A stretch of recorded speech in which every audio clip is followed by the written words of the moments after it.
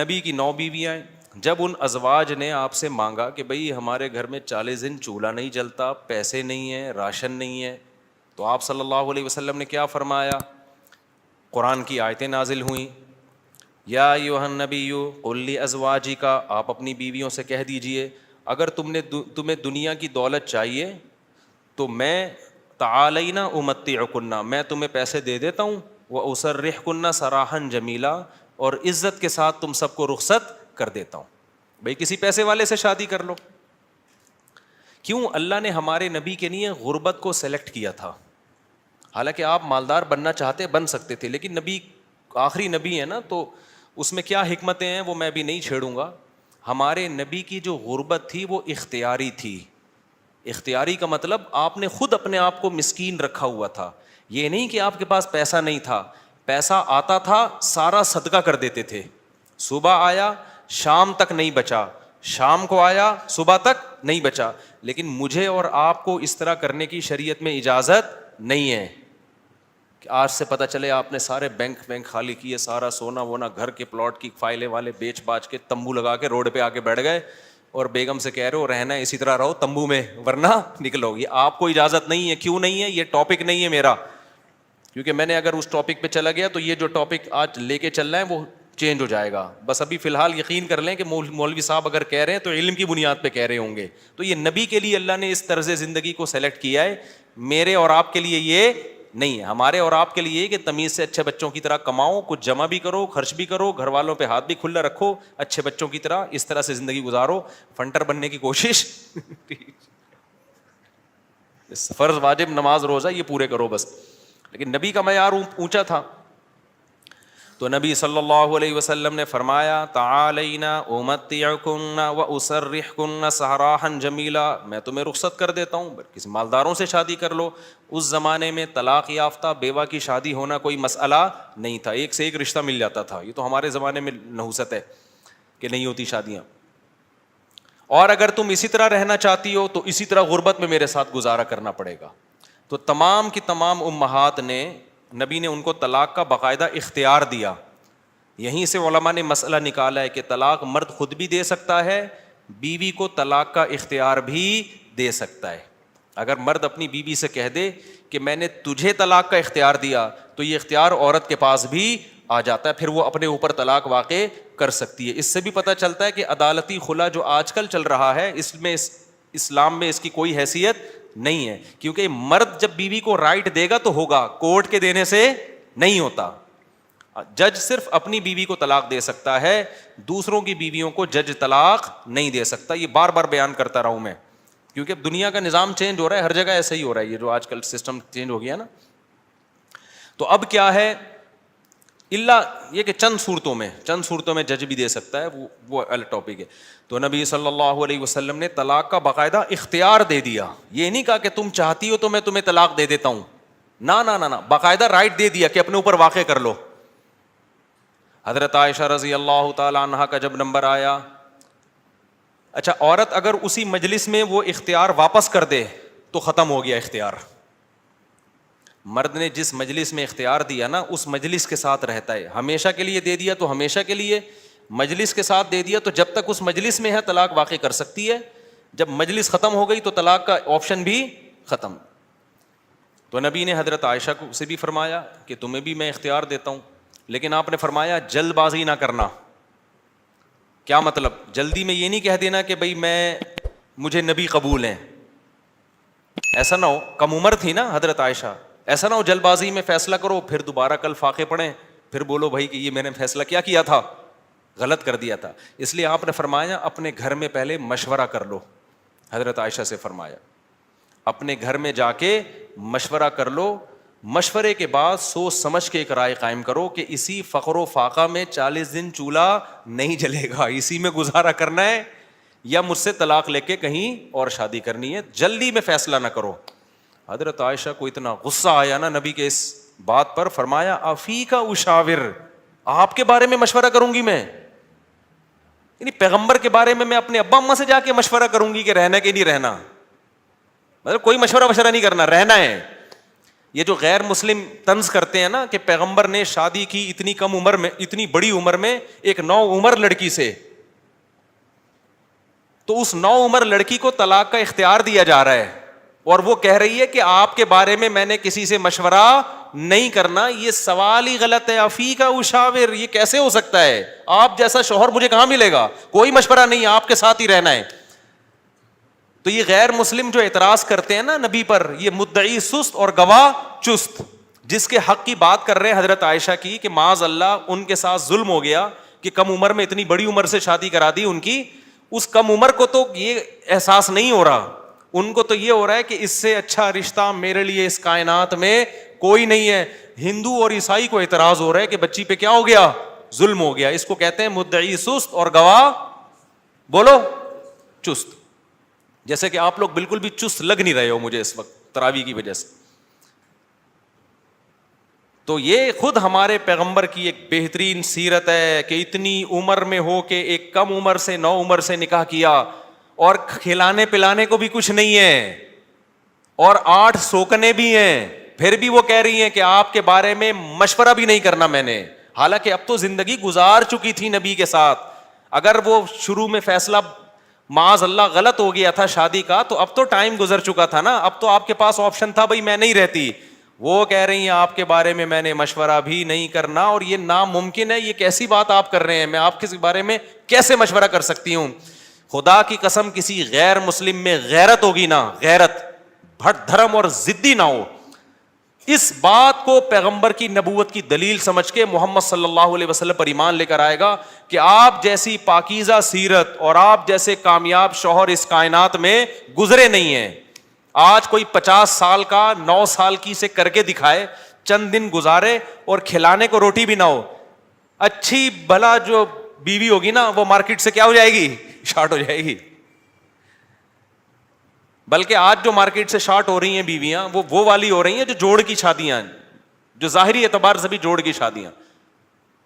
25 سال کے لڑکے کی 24 سال کی لڑکی سے شادی ہو رہی ہے. 25 سال کا یہ PhD بھی ہے، پروفیسر بھی ہے، اور کروڑ روپے کما بھی رہا ہے، اور بیگم غریب بھی ہے. پھر بھی جس دن مارکیٹ سے آٹا شارٹ ہوا، بیگم اسی دن مارکیٹ سے شارٹ ہو گئی. آٹا شارٹ ہونے کی فکر اتنی نہیں ہوتی جتنی اس کو بیگم کے شارٹ ہونے کی. ہمارے پاس تو کیسز آ رہے ہیں نا، کورٹ میں بھی آ رہے ہیں. ذرا سا بے روزگار ہوا، بیگم شارٹ. وہ کہتی تیرے میں ہے کیا جو میں تجھ سے تیرے ساتھ رہوں؟ ایک آٹا دے رہا تھا وہ بھی نہیں ہے بھائی. تو یہ محمد صلی اللہ علیہ وسلم کے بہترین شوہر ہونے کی دلیل. میدان جنگ میں آپ سے بہترین کمانڈر کوئی نہیں، سیاست میں آپ سے بہترین سیاست کسی کے پاس نہیں، گھر میں آپ سے بہترین شوہر کوئی نہیں. ایک ہی وقت میں تمام بہترین صفات اللہ نے اکیلے محمد صلی اللہ علیہ وسلم میں جمع کر دی، جبکہ اسباب اور وسائل بالکل بھی نہیں ہے. اسباب اور وسائل تو پیسے کو بولتے ہیں نا، وہ بالکل بھی نہیں ہے. اب میں وہ اس واقعے کی طرف آتا ہوں. اب مجھے بتاؤ، ہاں تو میں آپ سے یہ کہہ رہا تھا کہ بیگم صاحبہ کو خوب اچھا کھلائیں، جو خود پہنے اس کو پہنائیں، جو خود کھائیں اس کو کھلائیں. لیکن قدرت کی طرف سے اگر غربت آ گئی ہے بھائی تو پھر ٹینشن لینے کا نہیں ہے. پھر بیگم اگر کہتی ہے نہیں رہنا، کوئی بات نہیں بیگم، میں تو یہی کچھ کھلا پلا سکتا ہوں، رہنا ہے رہو، نہیں تو پتلی گلی سے نکلو، ہم کسی اور سے شادی کر لیں گے. ایک دم سے نہ نکال دو، پہلے مجھ سے مشورہ لے لینا. بعض دفعہ خواتین غصے میں بھی کہہ رہی ہوتی ہیں مجھے چھوڑ دو، ایک دم وہ غصے میں کہہ رہی ہوتی ہیں، 4 دن کے بعد ان کا موڈ بدل جاتا ہے. خود سے کچھ نہ کرو، مشورہ لے لیا کرو. میرا تو مقصد صرف یہ بتانے کا ہے کہ ٹینشن لینے کا نہیں ہے. ایک تو بے روزگاری کی ٹینشن، اوپر سے ایک اور ٹینشن اپنے اوپر مسلط کرو تو پاگل ہو جاؤ گے. ٹینشن وینشن نہیں، ٹینشن صرف ایک چیز کی لینی ہے بھائی، وہ جو حدیث میں آتا ہے من کانت الآخرۃ ہمہ، جس نے آخرت کو اپنی ٹینشن بنا لیا تو اللہ اس کی تمام ٹینشنوں کو ختم کر دیتے ہیں، اس کی فکریں سمیٹ دیتے ہیں. ہماری ٹینشن بس یہ کہ آخرت میں بخشش ہو جائے. نہ بیگم ٹینشن ہے ہماری، نہ بچے ہماری ٹینشن ہے، نہ کوئی اور ہماری ٹینشن ہے، نہ گورنمنٹ ہماری ٹینشن. میری ٹینشن یہ ہے کہ مجھ سے قیامت کے دن سوال ہوگا، میں اس سوال میں پورا اترتا ہوں یا نہیں. اب آٹا مہنگا ہونے کی ٹینشن ہم کیوں نہیں لے رہے کہ ہماری وجہ سے نہیں ہوا. میری وجہ سے ہوا ہوتا نا تو میں ٹینشن لیتا کہ آخرت میں چترول کس کے لگیں گے، میری وجہ سے تھوڑی ہوا ہے. اب اگر ہمارے پاس مسائل ہیں تو مہنگا آٹا خریدیں گے، وسائل نہیں ہیں تو بیگم کو بولیں گے پاپے چائے میں ڈبو کے. پاپے بھی آٹے کے بنتے ہیں. آہستہ آہستہ، اللہ نہ کرے ہمیں وہ حالات نہ آئے، ابھی تو اللہ کھلا پلا رہا ہے، لیکن اگر اللہ نہ کرے, خدا نہ خواستہ ایسے حالات آئیں تو بھائی وہی گزارا کرو, 2-3 کھجوریں کھا لیا کرو صبح شام. مرتا نہیں ہے بھوک سے اتنی جلدی انسان, اور جب آپ بھوکے رہو گے نا ایک دم کولیسٹرول کم ہوگا, جوان ہو جاؤ گے. میں آپ کو بتاؤں, ابھی تو ڈاکٹر کہہ رہے ہیں کہ بھوکا رہنے سے بہتر کوئی جوان ہونے کا نسخہ نہیں ہے, تو ڈاکٹر بھی اس طرف آ گئے ہیں, اگرچہ کھا دبا کے رہے ہیں, وہ بھی مشورے اس طرح کے دے رہے ہیں. تو خیر, اب دیکھو حضرت ابو سعید خدری رضی اللہ تعالی عنہ نبی کے پاس آئے, سارا گھر لٹا دیا. ایسے موقع پہ جب کوئی آئے گا تو اس کو کیا مشورہ دیا جائے گا؟ بھائی سب سے زیادہ ان کو راشن دیا جائے, تسلیاں دی جائے. لیکن نبی کے سامنے آئے, ہاتھ پھیلایا, یا رسول اللہ میری ماں نے بھیجا ہے, باپ بھی شہید اور بھائی بھی شہید, اور احد میں آپ کی خاطر شہید ہوئے ہیں, آپ نے کہا تھا لڑائی کے لیے جاؤ. نبی نے فرمایا من یستعفف یعفہ اللہ, یاد رکھو جب تک آخرت میں ایمان نہیں ہے نا, غیرت کے علاوہ سب کچھ آئے گا آپ کے اندر. میں نے بڑے بڑے لالچی لوگ دیکھے, داڑیاں ٹوپیوں والے, ایسے نور ان کے چہروں پہ برس رہے ہوتے ہیں نا, آدمی کہتا ہے پتہ نہیں کہاں سے نور کی کریمیں لگائی ہیں اس نے. ایسے مکار لچڑ ہوتے ہیں نا کہ آپ کی سوچ ہے, مذہب کا منجن بیچتے ہیں. میں نام لے لے کے بتا سکتا ہوں کون کون یہ کام کر رہا ہے, لیکن فتنہ کھڑا ہو جائے گا. نام لے کے بتا سکتا ہوں کون داڑھی ٹوپی کا منجن بیچ رہا ہے. ایسا نیک لگے گا جیسے اس سے وہ بات ایسی کرے گا, وہ اللہ رسول کے علاوہ کوئی بات ہی نہیں. مجھے ڈر لگتا ہے غصے میں کہیں میرے منہ سے نام نہ نکل جائے ان لوگوں کا, لیکن ایک بڑا فتنہ کھڑا ہو جائے گا, اس لیے نام نہیں لے رہا میں. اور یہ مذہبی لوگوں میں منجن بہت ہے, کیونکہ مذہب کے نام پہ نا منجن بکتا بڑی جلدی ہے. لوگ یقین کر لیتے ہیں حضرت جی اتنے نیک, ماشاء اللہ بغلیں بھی صاف حضرت کی, اور اتنے خوبصورت. تو یاد رکھو فراڈی آدمی کے لیے داڑھی رکھنا اور پگڑی پہننا کوئی مشکل کام نہیں ہے. فراڈی یہ کام کر بھائی داڑھی ٹوپی داڑھی رکھنا ضروری ہے, لیکن یہ بھی تو ہو سکتا ہے چور نے داڑھی رکھی ہو لوگوں کو الو بنانے کے لیے. مدرسے والے کبھی چور نہیں ہوتے, چور لوگ مدرسہ کھول لیتے ہیں کہ پیسہ آئے گا. بڑے بڑے ٹرسٹ چل رہے ہیں جو بڑے بڑے فراڈی ہیں, سارے ٹرسٹ فراڈی نہیں ہیں لیکن فراڈی ٹرسٹ بھی ہیں بہت سارے. مجھے خود ایک وکیل نے بتایا کہ جب کسی آدمی کو کروڑ پتی بننا ہوتا ہے نا, اور گاڑیاں منگوانی ہوتی ہیں کسٹم پے کیے بغیر, تو وہ ٹرسٹ کھول لیتا ہے. اس نے مجھے بتایا کتنے لوگوں نے ٹرسٹ کھولے ہوئے پاکستان میں, دبا کے نوٹ چھاپ رہے ہیں.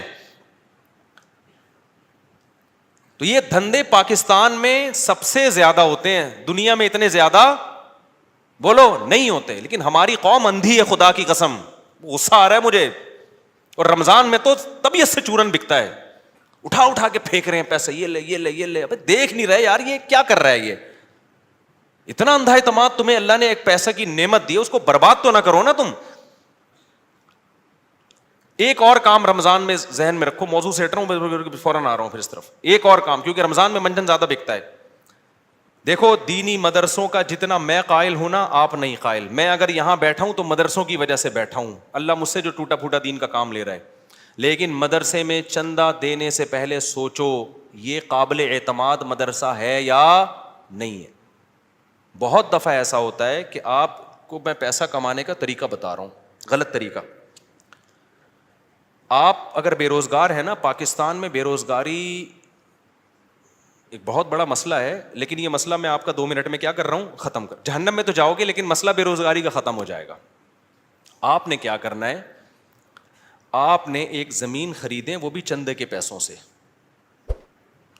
ٹھیک ہے نا, کہ بتائیں میں ایک مدرسہ کھولنا چاہتا ہوں. اس سے پہلے آپ کو داڑھی رکھیں, آپ داڑھی, کیونکہ لوگ پھر اس پہ زیادہ اعتماد ہے, اور پگڑی باندھیں. مولانا طارق جمیل صاحب کے ساتھ 6 سیلفیاں, مفتی طارق مسعود صاحب کے ساتھ 7 سیلفیاں.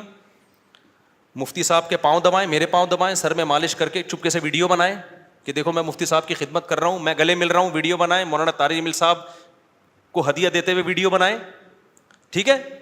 ایک بیان ان سے اپنے حق میں کروا لیں گے, بہت اچھا ہے, آدمی بیان تو کر ہی دیتا ہے نا. میرے پاس بھی کوئی آئے گا, اچھا ہی لگ رہا ہے بھائی, اچھا ہے ماشاء اللہ.